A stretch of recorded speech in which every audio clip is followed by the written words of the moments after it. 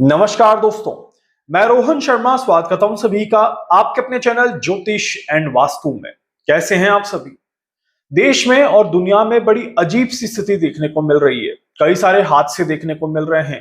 अचानक से एक डर का माहौल देखने को मिल रहा है। जो उम्मीदें लगाई जा रही है वो उम्मीदें पूरी नहीं हो पा रही और देश और दुनिया में काफी ज्यादा पैनिक की सिचुएशन यहाँ पर देखने को मिल रही है। ऐसे में मन में एक सवाल उठता है कि आखिर किस तरह का समय चल रहा है, कौन से ग्रह इसके पीछे अपना प्रभाव दिखा रहे हैं और आखिर कब तक ये चीजें थोड़ी सी बेहतर होते हुए नजर आएंगी। क्या कोई भी ग्रह अभी अच्छी अवस्था में नहीं है और क्या ये समय आगे और भी ज्यादा खराब होने वाला है? आपके हर सवाल का जवाब देने का प्रयास करूंगा।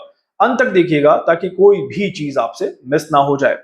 सबसे पहले तो कोरोना वायरस को लेकर के बहुत ज्यादा एक आप कह सकते हैं कि भ्रांतियां, अफवाहें या फिर बातें कहीं ना कहीं देखने को मिल रही है और ऐसा प्रतीत हो रहा है कि कोरोना वायरस वापस से फैल रहा है। ऐसे बहुत सारे लोगों के मैसेजेस भी आए कि सर एक बार कोरोना के ऊपर थोड़ा सा बता दीजिए कि क्या कैलकुलेशन रहेगी। देखिए, अभी करंट समय में अगर हम देखें तो देवगुरु बृहस्पति अस्त अवस्था में आगे बढ़ रहे हैं। देवगुरु बृहस्पति को वैदिक ज्योतिष में जीव कारक ग्रह माना जाता है और ये हमें सबको पता है कि जब कोरोना वायरस 2019 के बाद 19 के एंड में और 20-21 में जब फैल रहा था, तब सबसे खराब ग्रह जो था वो देवगुरु बृहस्पति ही थे, जिसकी वजह से कोरोना को इतना बड़ा मौका मिला और उसका प्रभाव पूरे विश्व में हमें देखने को मिला।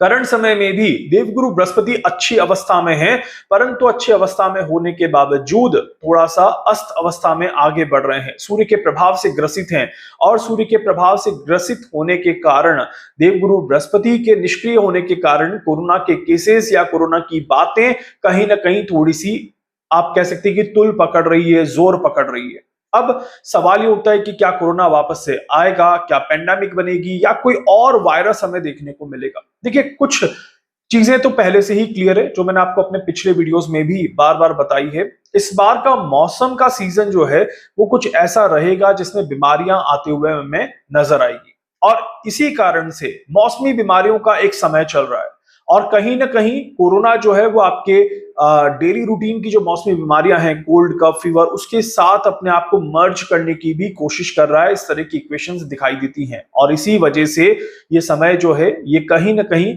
थोड़ा सा वायरल फीवर का जरूर आपको देखने को मिलेगा। इस वायरल फीवर का मतलब कोरोना नहीं है, यहाँ पर इस बात का ध्यान रखिएगा।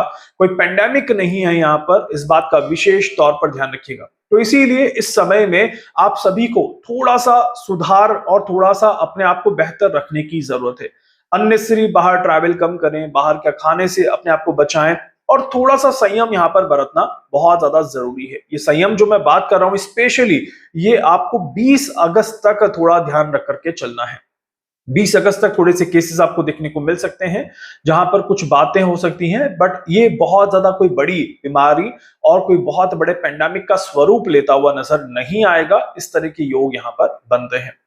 इसके अलावा मौसम की भी यहां पर बात करें तो बारिश जो है वो खंड वर्षा के यहां पर रूप में देखने को मिलेगी, खंड वृष्टि। क्योंकि इस बार जिस तरह से ग्रहों का योग यहां पर देखने को मिल रहा है, बारिश को हम हर साल कुछ नक्षत्रों में बांटते हैं और अभी जो बारिश है वो पुष्य नक्षत्र में प्रवेश करने जा रही है।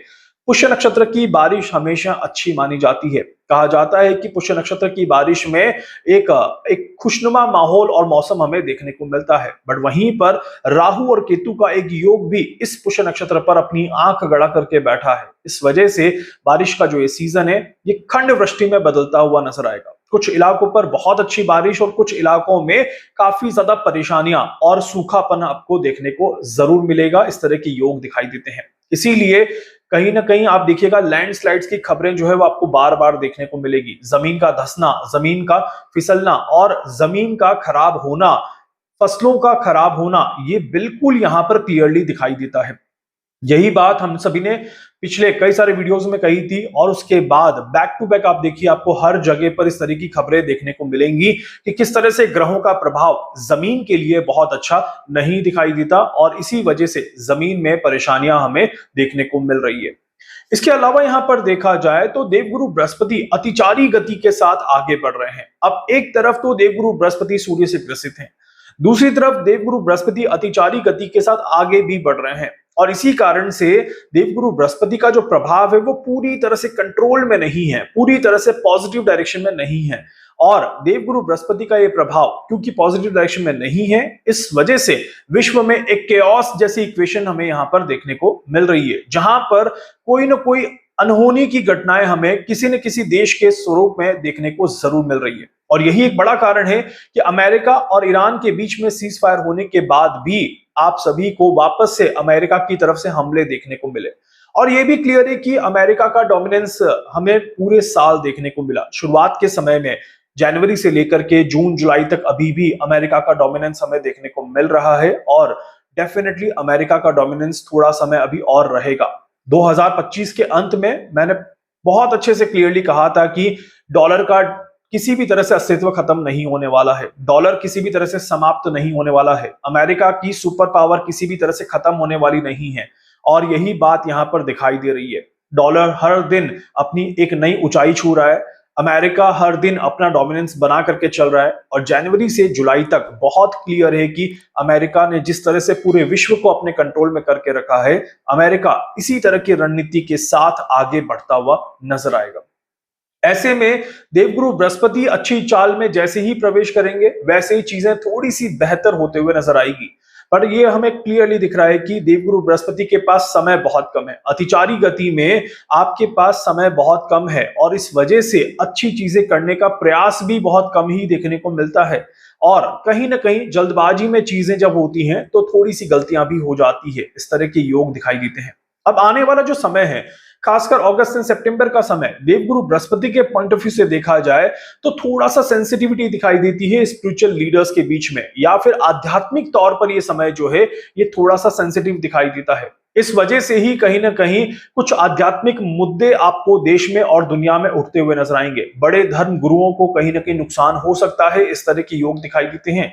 या धर्म गुरुओं से जुड़ी कोई ऐसी न्यूज जिसकी वजह से आप थोड़ा परेशान हो, थोड़ा सा निराश हो, तो इस तरह की घटनाएं भी आपको देखने को जरूर मिलेगी।